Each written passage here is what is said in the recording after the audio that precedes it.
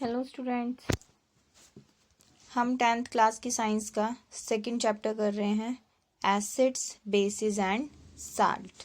ठीक है, अम्ल, क्षार और लवण। ठीक है स्टूडेंट्स, जिसके हम टेक्सचुअल के 1 to 7 क्वेश्चंस कर चुके हैं। आज हम 8th क्वेश्चन शुरू करते हैं। 8th क्वेश्चन क्या है? Why do acids not show acidic behaviour in the absence of water.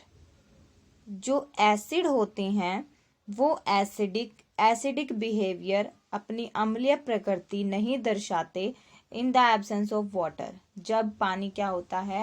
Absent होता है, मीन्स जल के अनुपस्थिति में जो अम्ल होते हैं वो अम्लीय प्रकृति क्यों नहीं दिखा पाते, ये हमें बताना है। तो ये आपको भी पता है कि एसिड जो है, अम्लीय प्रकृति का मतलब क्या है एसिड की, कि एसिड आयनाइज हो जाते हैं। जब तक वाटर नहीं मिलेगा एसिड्स आयनाइज नहीं होंगे, और जब तक आयनाइज नहीं होंगे तो हम नहीं बोलेंगे कि वो एसिड्स हैं।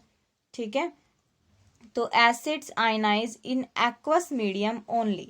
जो एसिड्स होते हैं, जो अम्ल होते हैं, वो एक्वस विलियन मीन्स जलीय माध्यम में क्या होते हैं? आयनाइज होते हैं। In water they produce hydrogen ion या फिर hydronium ion. It is because of these ion they behave as acid. इन्हीं आयंस की वजह से हम क्या कहते हैं कि जो एसिड्स है ना, उनका एसिडिक नेचर है इन आयन की वजह से। अगर ये आयंस नहीं होंगे तो हम नहीं कहेंगे कि वो एसिड्स हैं। और ये कब तक इस आयंस को जो है कब तक नहीं रिलीज करते? जब तक इनको वाटर नहीं मिलता। In absence of water they fails to dissociate, means ये जो है डिसोशिएट नहीं कर पाते। जो एसिड्स होता है वो अपघटित नहीं हो पाता। किस में? हाइड्रोजन आयन या फिर हाइड्रोनियन आयन में। So they do not show their acidic behaviour, इसी वजह से ये एसिडिक बिहेवियर नहीं शो कर पाते। सीधी सी बात है, अगर जो एसिड है, अगर एसिड को वाटर में हम डिसॉल्व कर देंगे तो वो आयनाइज हो जाएगा। आयनाइज होने पे हम कहेंगे कि वो एसिड है। लेकिन अगर वो आयनाइज ही नहीं हुआ in the absence of water, तो हम नहीं कह सकते कि वो अपना जो है एसिडिक कैरेक्टर शो कर रहा है। इसके लिए 7th क्वेश्चन में आपको एक एक्टिविटी भी कराई थी कि वहां पर आपने ग्लूकोज और अल्कोहल जो है एक सॉल्यूशन लिया था उसमें से करंट पास नहीं हुआ। क्यों नहीं हुआ? क्योंकि वहां पर आयंस नहीं थे। तो सेम यहाँ पे ही है, जब आप एसिड को वाटर के अंदर डिसॉल्व करते हैं तो वो आयंस में ब्रेक हो जाएगा। जब तक आप वाटर नहीं दोगे तो आयंस में ब्रेक नहीं होगा। नेक्स्ट करते हैं हिंदी में। जल की अनुपस्थिति में अम्ल का व्यवहार अम्लीय क्यों नहीं होता है? जल की अनुपस्थिति कह रहा है, जब जल नहीं है तो जो अम्ल का व्यवहार है वो अम्लीय क्यों नहीं है? तो देखिए, अम्ल केवल जलीय माध्यम में ही आयनीकृत होते हैं। जो अम्ल होते हैं वो सिर्फ और सिर्फ किस में आयनीकृत होते हैं? कब आयंस में ब्रेक होते हैं? जब जल होता है। वे जल में ही हाइड्रोजन आयन या फिर हाइड्रोनियम आयन उत्पन्न करते हैं। इन्हीं के कारण ही ये अम्लों के रूप में व्यवहार करते हैं। किन्हीं के कारण? अम्लों के कारण। ये जो आयंस मिले हैं ना हमें, इन्हीं आयनों के कारण क्या करते हैं? ये एसिडिक कैरेक्टर, अम्लीय कैरेक्टर शो करते हैं। जल की अनुपस्थिति में ये अपघटित होकर H आयन या फिर हाइड्रोनियन आयन उत्पन्न नहीं कर पाते। जब तक इनको जल नहीं मिलेगा, जल की अनुपस्थिति रहेगी, तो ये हाइड्रोजन या फिर हाइड्रोनियन आयन नहीं दे सकते। इसीलिए हम क्या कहेंगे कि ये अपना अम्लीय व्यवहार प्रदर्शित नहीं करते। जब जल मिल जाएगा एसिड को तो अम्लीय व्यवहार जो है ये प्रदर्शित करेंगे। जब जल नहीं मिलेगा तो अम्लीय व्यवहार प्रदर्शित नहीं करेंगे। नेक्स्ट है question number 9। 5 solutions A, B, C, D and E when tested with universal indicator showed pH 4, 1, 11, 7 and 9 respectively। हमने 5 सॉल्यूशंस लिए हैं। ए का रेस्पेक्टिवली का मीन्स ए का पीएच कितना होगा? 4 होगा। बी का पीएच कितना होगा? 1। सी का pH 11, डी का pH 7 और ई का pH 9। विच सॉल्यूशन इज, अब आपको बताना है यहाँ पर कौन सा सॉल्यूशन, इन पांचों में से कौन सा सॉल्यूशन न्यूट्रल है, स्ट्रोंगली एल्केलाइन, एल्केलाइन मीन्स वही बेस, एल्केलाइन बोले या बेस बोले एक ही बात है, स्ट्रोंगली एल्केलाइन है, स्ट्रोंगली एसिडिक है, वीक एसिड है या वीक बेस है या वीकली एल्केलाइन है। Arrange the pH in increasing order of hydrogen ion concentration, फिर आपको जो है इन्हें इंक्रीजिंग ऑर्डर में भी लगाना है कि हाइड्रोजन आयन की कंसंट्रेशन बढ़ती रहे। ठीक है, आपको कौन से ऑर्डर में लगाना है, इंक्रीजिंग हाइड्रोजन आयन कंसंट्रेशन की ऑर्डर में भी इनको लगाना है। तो एक टेबल फॉर्म करेंगे, सॉल्यूशन क्या है, ए बी सी डी और ई। ए का pH 4 है, बी का pH 1 है, सी का pH 11, डी का pH 7 एंड ई का pH 9। अब इसने कहा है ए में कि कौन सा जो सॉल्यूशन है वो न्यूट्रल है। न्यूट्रल सॉल्यूशन कौन सा होता है, जिसका pH 7 होता है, तो डी क्या हो गया, न्यूट्रल। फर्स्ट में आंसर क्या आएगा, डी। ठीक है, the solution D is neutral with pH 7।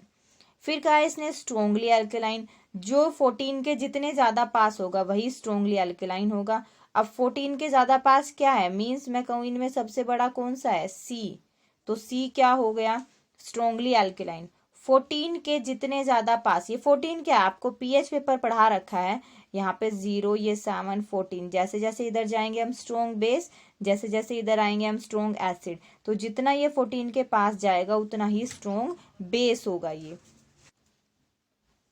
तो कौन सा हुआ स्ट्रोंगली एल्केलाइन, स्ट्रोंगली एल्केलाइन हुआ हमारा सी। सी देखिए, सी में क्या है, स्ट्रोंगली एसिडिक। स्ट्रोंगली एसिडिक में क्या होगा, जो 0 के जितने क्लोज जाएगा वो उतना ही स्ट्रोंग एसिड होगा। तो 0, या मैं कहूँ इनमें जिसका सबसे कम पीएच होगा वो क्या होगा, स्ट्रोंग एसिड। तो सबसे कम पीएच किसका है, बी का, तो बी क्या होगा, स्ट्रोंगली एसिडिक। फिर वीक एसिड क्या होगा, वीक एसिड होगा जो 7 के पास जा रहा होगा, मीन्स 0 से और 7 के बीच में होगा और वो 7 के पास जा रहा होगा, 7 के। तो देखिए कौन सा रहेगा, 4, यही जा रहा है ना, या मैं कहूँ 3 या 3 से ज्यादा जिसका पीएच होगा, 3 या 3 से ज्यादा और 7 से कम जिसका पीएच होगा वो वीक एसिड कहलाएगा। तो वीक एसिड क्या हुआ, ए हुआ। Strongly solution A is weakly acidic with pH 4। And last है क्या हमारा, वीकली एल्केलाइन। वीक बेस क्या होगा, जो राइट से अब 7 के पास होगा, या मैं कहूँ जो 11 से कम और 7 से ज्यादा होगा, तो क्या रहेगा हमारा, 9 रहेगा। तो हमारा वीक एल्केलाइन या वीक बेस क्या हो गया, ई। ठीक है, अब हमें क्या बताना है, इसने एक क्वेश्चन और कहा है यहाँ पे कि arrange the pH in increasing order of hydrogen ion concentration. अब आपको क्या करना है, ये जो पीएच है ना इंक्रीजिंग ऑर्डर में, इन पीएचएस को आपको हाइड्रोजन आयन कंसंट्रेशन की इंक्रीजिंग ऑर्डर में लगाना है। मींस सबसे पहले हम वो लिखेंगे जिसके पास हाइड्रोजन आयन कम है। हाइड्रोजन आयन कम किसके पास होता है, जिसका पीएच जितना ज्यादा हाइड्रोजन आयन उसके पास उतने ही कम। जैसे सी का पीएच 11 है, तो सी के पास इन पांचों के कंपैरिजन, इन चारों के कंपैरिजन में सबसे कम हाइड्रोजन आयन है, तो सबसे पहले क्या आएगा, सी। ठीक है ना, आप समझ रहे हो, जितना पीएच ज्यादा होता जाएगा उतना ही क्या होगा, हाइड्रोजन आयन क्या होंगे, कम। क्यों होता है ऐसा, ये देखिए, ये हमारा 0, 7 और ये है 14, ये हाइड्रोजन आयन है और ये हाइड्रोक्साइड आयन है। जैसे जैसे हम इधर जा रहे हैं ये हाइड्रोजन आयन कम हो रहे हैं और OH आयन बढ़ रहे हैं, तो हम सीधा कहेंगे ना, जैसे जैसे पीएच बढ़ रहा है तो H आयन कम होंगे और OH आयन ज्यादा होंगे। तो सबसे पहले क्या आएगा, C, फिर 9, फिर उसके बाद C, फिर E, फिर D, उसके बाद A और लास्ट में B। अगर यहाँ पे हम बात करें, B के पास सबसे ज्यादा H आयन है और C के पास सबसे कम H आयन है। ओके स्टूडेंट्स, यहाँ देखिए 5 विलियन A, B, C, D और E को कि जब सार्वत्रिक सूचक से जांच की जाए, सार्वत्रिक सूचक वही है हमारा पीएच पेपर, तो पीएच के मान क्या क्या आए। 4 स्टूडेंट्स, यहाँ पे थोड़ा सा ये कटा हुआ है, आप यहाँ से देख सकते हैं कि ए का 4 है, बी का 1, सी का 11, डी का 7 और ई का 9। तो आपको बताना है कौन सा विलयन उदासीन है। तो कौन सा होगा उदासीन, जिसका पीएच 7 होगा। तो 7 वाला कौन सा है, डी, तो डी क्या हो गया, उदासीन। फिर प्रबल क्षारीय, स्ट्रोंग बेस, कौन सा होता है स्ट्रोंग बेस, जिसका पीएच जितना ज्यादा, यहाँ पर सबसे ज्यादा पीएच किसका है, सी का, तो सी क्या हो गया, स्ट्रोंग बेस। प्रबल अम्ल, जिसका पीएच जितना ज्यादा कम होगा वो उतना ही प्रबल अम्ल होगा, उतना ही स्ट्रोंग एसिड होगा। तो यहाँ पर सबसे कम किसका है, बी का, तो बी क्या हो गया, प्रबल अम्ल। दुर्बल अम्ल क्या होगा, जिसका पीएच 3 से ज्यादा और 7 से कम होगा। तो 3 और 7 के बीच में क्या है, ए है, तो ए क्या हो गया, दुर्बल अम्ल। दुर्बल क्षार क्या होगा, जिसका पीएच 7 से ज्यादा और 11 से कम होगा। तो कौन सा है ऐसा, 9 है, तो 9 क्या हो गया, दुर्बल अम्ल। ये बस एक रफ एस्टिमेट हम ले रहे हैं कि 7 11 में, ठीक है ना स्टूडेंट्स। तो आगे करते हैं हम हमारा क्वेश्चन नंबर 10। क्वेश्चन नंबर 10 क्या है, equal length of magnesium ribbon are taken in a test tube a and b. आपने 2 टेस्ट ट्यूब ली हैं, ए और बी, और उनके अंदर आपने क्या किया है, इक्वल लेंथ ली है मैग्नीशियम रिबन की। मींस अगर यहाँ पर आपने 1 मीटर रिबन लिया है ए में, तो बी में भी 1 ही मीटर लिया है, ज्यादा नहीं लिया। Hydrochloric acid HCl is added to test tube a while acetic acid, ये क्या है, एसिटिक एसिड CH3COOH, जिसको हम विनेगर भी कहते हैं, सिरका। ए के अंदर तो आपने क्या डाला है, HCl, ए के अंदर क्या डाला है, HCl, और बी के अंदर acetic acid. In which test tube with the will the fizzing occur more vigorously and why। तो यहाँ आपको बताना है कि ए और बी में से किस रिएक्शन के अंदर ज्यादा जल्दी बुदबुदाहट होगी। बुदबुदाहट मीन्स कहाँ पर ज्यादा जल्दी जो है रिएक्शन होनी शुरू हो जाएगी, कहाँ से जल्दी जो आपको स्मेल आनी शुरू हो जाएगी। है क्या, 2 टेस्ट ट्यूब है ए और बी। ए के अंदर हमने हाइड्रोक्लोरिक एसिड डाला, बी के अंदर हमने एसिटिक एसिड डाला, इसको इथेनोइक एसिड भी कहते हैं, ठीक है, वो हम 4th चैप्टर में करेंगे। तो आपको बताना है किसके अंदर जो है ज्यादा जल्दी से फिजिंग अक्कर होगी। तो देखिए, अगर मैं यहीं पे बात करूं, इन दोनों में स्ट्रोंग है तो दोनों एसिड हैं, ये दोनों क्या हैं, एसिड्स हैं। तो स्ट्रोंग एसिड कौन सा है यहाँ पर, HCl, और ये है वीक एसिड, ठीक है। तो in test tube A in which HCl has been added, fizzing due to production of hydrogen gas will occur more vigorously because HCl is a strong acid and ionized to much greater extent as compared to acetic acid, ethanoic acid. तो यहाँ पर क्या है, अभी आपको बताया ये strong acid है, ये वीक एसिड है। पहचान कैसे करोगे आप इनकी, कि आप जब इनका एक्वस सॉल्यूशन लेते हो ना, तो ये कंप्लीटली आयनाइज हो जाता है, ये कंप्लीटली आयनाइज नहीं होता, ठीक है। और वैसे भी आपको पता है सिरका हम लोग जो है ना खाने में भी यूज करते हैं, ठीक है ना, तो वहां से भी पता लग जाता है। हम ज्यादा स्ट्रोंग एसिड तो ले नहीं सकते, हम वीक माइल्ड एसिड लेते हैं, वीक एसिड लेते हैं, वहां से भी आपको जो है ये पता लग जाएगा। तो HCl जो है वो ज्यादा स्ट्रोंग एसिड है, जो अगर ये ज्यादा स्ट्रोंग है तो ये रिएक्शन भी तो जल्दी करेगा ना। तो कौन सा करेगा, इस किस में ज्यादा जल्दी फिजिंग शुरू होगी, ए टेस्ट ट्यूब में, बिकॉज ए में हमने HCl डाला था, बी में हमने इथेनोइक एसिड डाला था। तो इथेनोइक एसिड वीक एसिड है, HCl स्ट्रोंग एसिड है, तो कहाँ पर ज्यादा जल्दी होगी, टेस्ट ट्यूब ए के अंदर। ओके स्टूडेंट्स, नेक्स्ट देखिए, परख नली ए और बी में समान लंबाई की मैग्नीशियम की पट्टी लीजिए। परख नली ए में हाइड्रोक्लोरिक अम्ल और परख नली बी में एसिटिक अम्ल डालिए। किस परख नली में अधिक तेजी से बुदबुदाहट होगी और क्यों। तो किस में होगी, ए में होगी। क्यों होगी, क्योंकि HCl प्रबल अम्ल है और एसिटिक अम्ल जो है वो वीक अम्ल है, ठीक है। तो देखिए परख नली ए जिसमें HCl का विलयन डाला गया है, तो तेजी से बुदबुदाहट होगी हाइड्रोजन गैस के बनने के कारण, ठीक है ना, वहां पर हाइड्रोजन गैस जल्दी निकलेगी। क्यों? क्योंकि आपने मैग्नीशियम रिबन लिया है। और ये मैंने आपको कल भी बताया था, जब भी मेटल एसिड के साथ रिएक्ट करेगा तो क्या बनेगा? Salt plus hydrogen gas, hydrogen gas बनेगी। तो जो स्ट्रोंग एसिड होगा वो जल्दी से ब्रेक हो जाएगा, ये जल्दी ब्रेक होगा, ये ब्रेक होने में टाइम लगाएगा, और ये कंप्लीटली ब्रेक भी नहीं हो पाएगा। तो किस में होगी? ए में होगी। क्यों होगी? क्योंकि HCl क्या है? प्रबल अम्ल है, और एसिटिक एसिड दुर्बल अम्ल है। ये कम आयनीकृत होता है, ये ज्यादा आयनीकृत होता है। ओके, नेक्स्ट है क्वेश्चन नंबर 11। आज ये थोड़ा सा साफ नहीं दिख रहा, प्लीज कॉम्प्रोमाइज करना आज के लिए। Fresh milk has pH of 6। जो फ्रेश मिल्क है उसका pH कितना है? 6 है। How do you think that pH will change as it turns into curd? Explain your answer. जो ताजा दूध होता है ना, ताजे दूध का pH होता है 6, मीन्स ताजा दूध एसिडिक होता है। ठीक है। How do you think that the pH will change as it turn into curd?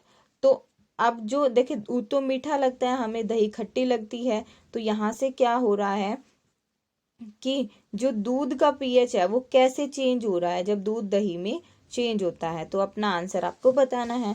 आपको भी पता है एक बैक्टीरिया है जो किस में हेल्प करता है? हमारी दही बनाने में हेल्प करता है, और उसका नाम क्या है? लैक्टोबैसिलस। तो fresh milk has pH of 6। जो फ्रेश मिल्क होता है उसका pH कितना है? 6 है। When it changes into curd, lactic acid which is produced due to the action of lactobacillus bacteria. Bacteria का नेम क्या है? लैक्टोबैसिलस। कौन सा एसिड प्रोड्यूस करता है? लैक्टिक एसिड प्रोड्यूस करता है। Lactic acid although a weak acid will increase hydrogen ion concentration in the curd। जो लैक्टिक एसिड प्रोड्यूस हुआ है ना दही में, तो उससे क्या हो जाता है? हाइड्रोजन आयन की कंसंट्रेशन बढ़ जाती है, और हाइड्रोजन आयन की कंसंट्रेशन जैसे ही बढ़ेगी तो आप जीरो की तरफ जाओगे। हाइड्रोजन आयन तभी तो बढ़ते हैं। ये देखिए हाइड्रोजन आयन इधर बढ़ रहे हैं, मींस pH क्या होगा? कम होगा। तो lactic acid although a weak acid will increase hydrogen ion concentration in the curd, it will decrease the pH of the curd, जिसकी वजह से pH क्या हो जाता है? और भी कम हो जाता है। ठीक है ना, pH क्या हो जाता है? और भी कम हो जाता है। तो वैसे भी दही आपको खट्टी लगती है, तो खट्टा कौन लगता है? एसिड ही तो होते हैं। एसिड्स खट्टे होते हैं, बेस कड़वे होते हैं। और ये pH 6 है, मतलब इतना ये आपको कैसा लगता है? हल्का मीठा लगता है। ठीक है। तो pH चेंज हुआ किसकी वजह से? लैक्टिक एसिड की वजह से। लैक्टिक एसिड ने कैसे चेंज किया pH? क्योंकि लैक्टिक एसिड ने हाइड्रोजन आयन की कंसंट्रेशन बढ़ाई, और जब हाइड्रोजन आयन की कंसंट्रेशन बढ़ती है तो pH क्या हो जाता है? कम हो जाता है। So due to increase of hydrogen ion concentration acidity will increase. तो हाइड्रोजन आयन की कंसंट्रेशन बढ़ने से क्या हो जाती है? जो एसिडिटी है, जो एसिड इफेक्ट है, वो इंक्रीज हो जाता है।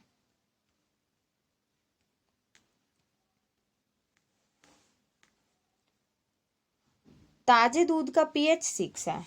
जो ताजा दूध होता है, ताजा दूध का pH कितना है? 6 है। दही बन जाने पर इसके pH के मान में क्या परिवर्तन होगा? अपना उत्तर आपको समझाना है। तो ताजे दूध का pH 6 होता है। वैसे भी आपको याद रखना है, जब यह दही में परिवर्तित होता है तो लैक्टोबैसिलस जीवाणु के कारण इसमें लैक्टिक अम्ल उत्पन्न होता है। कौन सा है? लैक्टिक अम्ल। लैक्टिक अम्ल यद्यपि एक दुर्बल अम्ल है। कैसे पता लगा स्टूडेंट्स? दही हम इजिली खा लेते हैं, और हम स्ट्रोंग एसिड नहीं खा सकते। दही, नींबू, संतरा, ये सब एसिडिक हैं, लेकिन ये वीक एसिड है। लेकिन फिर भी दही में H आयन की सांद्रता को बढ़ाता है। कौन बढ़ाता है? ये जो लैक्टिक अम्ल है ना, ये लैक्टिक अम्ल जो दूध होता है, दूध के अंदर जब H आयन को बढ़ा देगा तो उसका pH क्या हो जाएगा? अपने आप ही कम हो जाएगा। और H आयन के बढ़ने से जो सांद्रता है वो बढ़ जाएगी, और आयनों की सांद्रता बढ़ेगी तो कैसी हो जाएगी? अम्लीय प्रकृति हो जाएगी। नेक्स्ट है question number 12। Question number 12। A milkman adds a very small amount of baking soda to fresh milk. जो मिल्कमैन है वो क्या करता है? जो फ्रेश मिल्क है ना, फ्रेश मिल्क के अंदर थोड़ा सा बेकिंग सोडा मिला देता है। क्या करता है, जो दूध वाला है वो दूध के अंदर थोड़ा सा क्या कर देता है, बेकिंग सोडा मिला देता है। तो uh, why does he shift the pH of the fresh milk from 6 to slightly alkaline. देखिए जो उसने बेकिंग सोडा मिलाया ना, मतलब वो क्या कर रहा है, उसको बेसिक करने की कोशिश कर रहा है। ठीक है, तो उसने थोड़ा सा बेकिंग सोडा मिला दिया। और बी कह रहा है why does the milk take a long time to set as curd. और ऐसा जो दूध होता है जिसका हमने पीएच थोड़ा सा शिफ्ट किया होता है, वो दही बनने में भी थोड़ा ज्यादा टाइम लेता है। क्यों? बिकॉज देखिए जब तक जो दूध है ना, वो जब तक न्यूट्रल रहेगा ना, न्यूट्रल का मतलब उसका पीएच जब तक 6-7 रहेगा तो वो जल्दी से खराब नहीं होगा। अब जो मिल्कमैन है, जो दूध वाला है, उसने क्या किया है, दूध का पीएच 6 होता है, उसने उसमें थोड़ा सा बेस मिला दिया, तो ये क्या हो जाएगा, बेसिक होगा। बेसिक होने का मतलब क्या है, इसके अंदर जो आयन आने वाले हैं, इसके अंदर जो बैक्टीरिया, जैसे हम इससे दही बनाने की कोशिश करेंगे तो क्या हो जाएगा, पीएच ज्यादा है, ज्यादा पीएच से जब आप वापस कम पीएच करना चाहोगे तो उसमें टाइम भी क्या लगेगा, ज्यादा, क्योंकि वहां पर अभी OH आयन ज्यादा है। तो OH आयन ज्यादा है तो H आयन ज्यादा करने में बैक्टीरिया को भी टाइम लगेगा ही लगेगा ना। पहले तो एक तो आप 6 से जा रहे हो 0 की तरफ, एक आप 7 से जा रहे हो 0 की तरफ। मीन्स जब आपका पीएच 6 है तो हाइड्रोजन आयन ज्यादा है, जब आपका पीएच 7 होगा तो हाइड्रोजन आयन भी तो ज्यादा हुए ना, या मैं कहूं दोनों न्यूट्रल ही हो गए हैं। तो देखना, because the enzyme, A part कर रहे हैं कि जो पीएच है वो दूध का पीएच जो है अल्कलाइन क्यों किया गया। Because the enzyme present in the milk can spoil the food at pH 6। Normal दूध का पीएच कितना होता है, 6। अगर हम ऐसे ही रखेंगे उसको तो क्या हो जाएंगे, जो दूध के अंदर एंजाइम्स प्रेजेंट है ना, वो एंजाइम्स क्या करेंगे, दूध को खराब कर सकते हैं। Because it is optimum for their activity. क्यों हुआ है ऐसा, क्योंकि ये तो उनकी क्रियाशील पे डिपेंड करता है ना, वो एक्टिव है उस टाइम पे, उनकी एक्टिविटी मतलब एंजाइम्स क्या करेंगे, दूध को खराब करने की कोशिश करेंगे। Under alkaline condition, alkaline condition means जब पीएच जो है 7 से ज्यादा हो गया, 7 पे तो न्यूट्रल रहेगा, बेस मिलाने के बाद पीएच 7 से क्या हो गया है, ज्यादा हो गया है, तो enzyme will not able to carry out decomposition reaction. और बेसिक में जब पीएच 7 से ज्यादा हो गया, न्यूट्रल पे तो ना दूध खराब होगा, न्यूट्रल पे दूध ऐसे ही रहेगा, लेकिन हमने बेसिक कर दिया है उसको। बेसिक करने का मतलब क्या है कि अब एंजाइम इसके अंदर एक्टिव नहीं है, वो एंजाइम उसको खराब करने में भी ज्यादा टाइम लेंगे, जल्दी से खराब नहीं कर सकते, क्योंकि क्या, क्योंकि वो डिकम्पोजिशन नहीं कर पा रहे अब। और जब एंजाइम ही एक्टिव नहीं हो पाएंगे बेसिक मिल्क के अंदर तो दूध भी खराब नहीं होगा। तो जो वाला होता है, जो दूध वाला होता है, वो क्यों दूध को बेसिक बनाता है, ताकि जो एंजाइम्स है वो उसको जल्दी खराब ना करें। फिर सेकंड है, this milk man will take some times to set, this milk will take some time to set as curd because initially the lactic acid produced by the lactobacillus will be neutralised by the basic salt. और दूध से दही बनने में ज्यादा time इसलिए लगता है क्योंकि स्टार्टिंग में जो लैक्टोबैसिलस बैक्टीरिया ने लैक्टिक एसिड प्रोड्यूस किया ना, वो बेसिक, दूध के बेसिक होने की वजह से वो इफेक्ट खत्म कर देता है। मीन्स जो लैक्टोबैसिलस है उसको भी ज्यादा काम करना पड़ता है, उसको भी ज्यादा टाइम लगता है दूध को एसिडिक बनाने में। वो क्या कर देता है, बेसिक साल्ट एसिड के इफेक्ट को न्यूट्रल कर देता है, न्यूट्रलाइज कर देता है। So neutralisation reaction takes place और thereafter milk will be converted into curd. पहले क्या करेगा, लैक्टिक एसिड जो प्रेजेंट है दूध के अंदर, जब हमने दही बनानी शुरू की तो जो इनिशियल स्टेज पर लैक्टिक एसिड प्रोड्यूस हुआ, वो लैक्टिक एसिड क्या करेगा, पहले उस दूध को बेसिक बनाएगा। और जब दूध बेसिक बन जाएगा, दूध के बेसिक बनने के, जब दूध बेसिक था तो पहले जो लैक्टिक एसिड है वो उस बेस को खत्म करके पहले दूध को न्यूट्रल करेगा, और दूध को न्यूट्रल करने के बाद फिर वापस से वो उसको एसिडिक बनाएगा। ठीक है, क्योंकि पहले दूध बेसिक था तो जो लैक्टिक एसिड है वो उस बेस के इफेक्ट को खत्म करेगा, दैट मीन्स दूध को पहले न्यूट्रल करेगा, और दूध को न्यूट्रल करने के बाद ही वो क्या करेगा, एसिडिक बनाएगा, मीन्स दूध से दही बनेगी।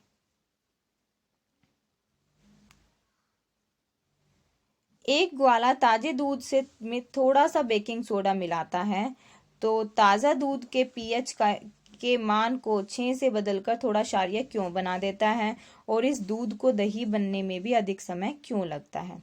तो देखिए ए, क्योंकि दूध में उपस्थित एंजाइम दूध के पीएच मान 6 पर खराब कर सकते हैं। जो नॉर्मल दूध है हमारा, जब पीएच का मान 6 है तो हमारा दूध खराब हो सकता है। तो क्योंकि यह उनके क्रियाशील होने के लिए उपयुक्त है, क्योंकि जब पीएच 6 होता है ना तो ये एंजाइम्स बहुत एक्टिव होते हैं एट पीएच 6 पर। क्षारीय परिस्थिति में ये एंजाइम अपघटन क्रिया नहीं कर पाएंगे, मीन्स जब पीएच 7 से ज्यादा हो गया तो ये एंजाइम जो है वो डिकम्पोजिशन नहीं कर पाएंगे और दूध भी खराब होने से बच जाएगा, दूध खराब नहीं होगा। फिर सेकंड है, इस दूध से दही बनने में ज्यादा समय क्यों लगता है। यह दूध दही के रूप में जमने में कुछ समय लेता है, क्योंकि पहले तो क्षारीय लवण को उदासीन करने के लिए कुछ लैक्टिक अम्ल उपयोग में आ जाता है, उपभोग कर लिया जाता है उसका। जो पहले है ना, अभी मैंने आपको बताया था कि पहले जो बेसिक इफेक्ट है लैक्टिक एसिड उसको खत्म करेगा, तो कुछ तो लैक्टिक अम्ल किस में उपयोग कर लिया गया है, उदासीन करने में कर लिया गया है, और इसलिए उदासीनीकरण क्रिया कुछ समय लेगी, न्यूट्रलाइजेशन रिएक्शन में भी कुछ टाइम लगेगा, उसके बाद ही क्या होगा, दूध दही में परिवर्तित होगा। ठीक है स्टूडेंट्स, उसके बाद है next question number 13, plaster of Paris should be stored in a moisture proof container, means नमी रहित बर्तन के अंदर ही आपको पीओपी को रखना चाहिए। क्यों, देखिए जो पीओपी होती है ना वो बहुत जल्दी से वाटर के साथ रिएक्शन करती है, और वाटर के साथ जल्दी से रिएक्शन करने के बाद वो सॉलिड हो जाती है, या मैं कहूँ कि वाटर के साथ रिएक्शन करने पर प्लास्टर ऑफ पेरिस पीओपी जल्दी ही खराब हो जाती है। इसलिए क्या करना चाहिए, हमें मॉइस्चर प्रूफ कंटेनर के अंदर रखना चाहिए। Plaster of Paris possesses cement like property, जैसे सीमेंट के थोड़ा सा पानी लगता है सीमेंट खराब हो जाता है, सेम पीओपी भी ऐसी है। It can get hardened bye reacting with moisture water, जैसे ही ये नमी या पानी के साथ रिएक्ट करेगी तो ये क्या हो जाती है, खराब हो जाती है, या फिर हम कहें we can say that it will set and get spoiled, या फिर हम कहें ये जम जाएगी, उस जगह पे रखी हुई इस कंटेनर के अंदर ये जम जाएगी, और जमने के बाद ये खराब हो जाएगी। तो क्या करना चाहिए, so it should be stored in a moisture proof container, इसे नमी रहित कंटेनर के अंदर रखना चाहिए। आगे देखिए, प्लास्टर ऑफ पेरिस को आर्द्र रोधी बर्तन मीन्स नमी रहित बर्तन में क्यों रखा जाना चाहिए, इसकी व्याख्या करनी है। तो प्लास्टर ऑफ पेरिस के गुण सीमेंट जैसे होते हैं, जैसे सीमेंट पानी से बहुत जल्दी जम जाता है, वैसे ही प्लास्टर ऑफ पेरिस भी है। यह जल नमी के साथ क्रिया करके सख्त हो जाता है, जम जाता है, ये हार्ड हो जाता है। दूसरे शब्दों में हम कह सकते हैं कि यह जमकर खराब हो जाता है, इसीलिए नमी रहित बर्तन में संचित करके रखना चाहिए, मीन्स स्टोर करके हमें नमी रहित बर्तन में ही पीओपी को, प्लास्टर ऑफ पेरिस को रखना चाहिए। उसके बाद है हमारा question number 14, what is neutralisation reaction, give 2 examples. First chapter में भी किया था हमने न्यूट्रलाइजेशन रिएक्शन का। तो देखिए न्यूट्रलाइजेशन रिएक्शन क्या होती है, the reaction of an acid with a base to form salt and water, means जब एसिड बेस के साथ रिएक्शन करेगा तो आपको साल्ट मिलेगा और वाटर मिलेगा, बस यही है न्यूट्रलाइजेशन रिएक्शन। एसिड बेस को मिलाओगे तो वाटर निकलेगा और एक साल्ट बन जाएगा मेटल का। देखिए reaction of acid with base to form salt and water is known as neutralization reaction. This reaction neutralize the acidic and basic behavior of acids and bases.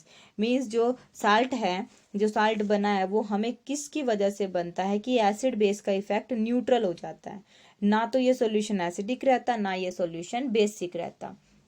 जैसे NaOH बताइए क्या है, एसिड या base, ये तो base है क्योंकि यहाँ पर OH आयन है, ये एसिड है क्योंकि यहाँ पर H आयन है।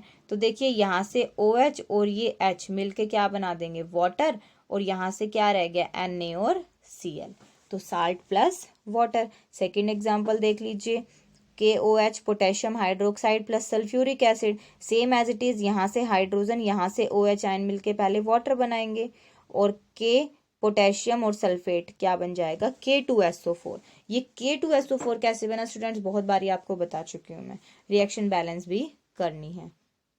देखिए उदासीनीकरण अभिक्रिया क्या है, 2 उदाहरण देने हैं। किसी अम्ल की क्षार के साथ क्रिया करके लवण व जल बनाने की क्रिया को उदासीनीकरण कहते हैं। यह अभिक्रिया अम्लों व क्षारों के कर्म से अम्लीय और क्षारीय व्यवहार को उदासीन कर देते हैं। मतलब ना तो अम्ल रहता, ना क्षार रहता, इनके इफेक्ट को खत्म कर देते हैं। एग्जाम्पल सभी कराए थे कि सोडियम हाइड्रोक्साइड जब हाइड्रोक्लोरिक एसिड के साथ रिएक्शन करेगा तो हमें सोडियम क्लोराइड साधारण नमक मिलेगा और वाटर मिलेगा। ऐसे ही यहाँ पर पोटेशियम हाइड्रोक्साइड जब सल्फ्यूरिक एसिड के साथ अभिक्रिया करेगा तो क्या बनेगा, पोटेशियम सल्फेट और वाटर। चलिए करते हैं अपना आज का last question. Give 2 important uses of washing soda and baking soda. आपको 2 इम्पोर्टेंट यूज बताने, 2 महत्वपूर्ण उपयोग बताने, प्रमुख उपयोग बताने हैं वॉशिंग सोडा के और बेकिंग सोडा के। ठीक है, तो देखिए वॉशिंग सोडा के क्या है। पहला, it is used in glass, soap and paper industry. ये किस में यूज किया जाता है, ग्लास जो कांच होता है, कांच की फैक्ट्री में भी यूज किया जाता है, इंडस्ट्री उद्योग में, कांच के उद्योग में, साबुन उद्योग में और पेपर के उद्योग में किसका यूज किया जाता है, वॉशिंग सोडे का। It is used as constituent of washing powder. जो वॉशिंग पाउडर घर में हम यूज करते हैं जिससे हम कपड़े धोते हैं, तो उस वॉशिंग पाउडर में भी वॉशिंग सोडा मिलाया जाता है। फिर उसके बाद है baking soda. It is used as ingredient of baking powder used in bakeries. ये क्या किया जाता है, जो बेकरी प्रोडक्ट होते हैं ना, लाइक केक, पेस्ट्री, ये सब बेकरी प्रोडक्ट हैं, तो it is used as ingredient. ये इंग्रेडिएंट के रूप में यूज किया जाता है बेकिंग पाउडर के। बेकिंग पाउडर जो कि बेकरी में यूज किया जाता है, उसके इंग्रेडिएंट के रूप में किसका यूज किया जाता है, बेकिंग सोडे का। And it is also used as ingredient in antacid. Antacid देखिए, जब हम जैसे आप जो है थोड़ा सा ऑयली फूड जब बनाते हो तो उसमें भी क्या किया जाता है, आप थोड़ा सा बेकिंग सोडा मिलाते हो। क्यों मिलाते हो, ताकि आपको एसिडिटी ना हो। फॉर एग्जांपल जैसे भटूरे टाइप जो खाना होता है तो उसमें हम क्या करते हैं, थोड़ा सा हम मिलाते हैं बेकिंग सोडा। क्यों, ताकि वो खाने के बाद जो है एसिडिटी ना करे और एसिडिटी को रोकना, दैट मीन्स एसिड के इफेक्ट को खत्म करना। और एसिड के इफेक्ट को खत्म करने वाले को हम कहते हैं एंटासिड, या फिर आप यहाँ पर बेस भी लिख सकते हो। It is used as ingredient of base या फिर एंट एसिड। देखिए, धोने का सोडा और बेकिंग सोडा के 2 प्रमुख उपयोग बताने हैं आपको। धोने के सोडा का उपयोग क्या है, इसका उपयोग कांच, साबुन और कागज उद्योग में किया जाता है। सेकंड, यह धावन चूर्ण के घटक के रूप में भी उपयोग किया जाता है। ठीक है, फिर उसके बाद बेकिंग सोडा का देखिए, बेकिंग पाउडर के घटक के रूप में इसे बेकरी में प्रयोग लाया जाता है। बेकरी प्रोडक्ट अभी आपको बताए थे। और यह प्रति अम्ल मीन एंट एसिड के घटक इंग्रेडिएंट के रूप में भी यूज किया जाता है। ठीक है स्टूडेंट्स, तो आज हमारा जो है 2nd चैप्टर कंप्लीट हो गया है। आपको अच्छे से लर्न करने हैं ये क्वेश्चंस और राइट करने हैं। Thank you students.